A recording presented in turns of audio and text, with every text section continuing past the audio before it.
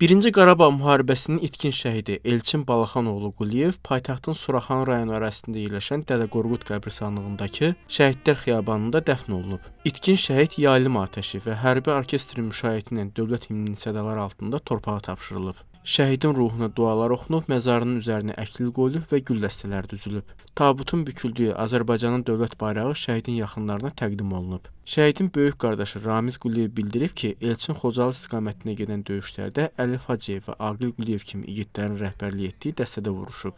O fevral ayının təqribən 92-ci ildən gedir də söhbət. 26-sından 1-2-3 gün qabaq yaralı olub. Yəni o vaxtı biz atam da meyitləri almağa gedəndə o vaxtı alınmadı, mümkün olmadı söhbət.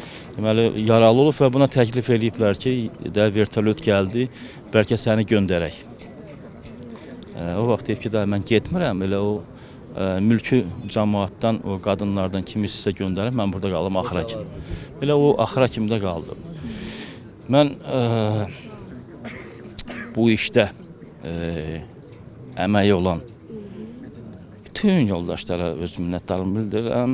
İtkin şəhidin digər qardaşı Azər Quliyev və Elçinin həyat yoldaşı Nalə Quliyeva da onunla bağlı xatirələrindən danışıblar. Qardaşdan çox dost olmuşuq biz onun. Onun yerini mənim üçün heç kim verməyəcəm. İtirdik. Bütün şəhidlər hamısı bizim qardaşlarımızdır. Hamısının yeri cənnət olsun. Bilin vallahi, bir də ki, kiminsə tapılmayıbsa, tək ki, hamı tapılsın. Heç kimin gözü yolda qalmasın. Yenə sağ olsunlar, tapdılar. Ümidimizi itirmişdik. Amma yenə hardasa bir gözləyirdik ki, ola bilsin, qayıdacaq, qayıdmayacaq, bilmirdik, amma keçib bunu da gözləmirdik, birdən oldu, qəfil oldu. Sağ olsun dövlətimiz yenə bu işlə məşğul oldu, onun cəsədi tapıldı.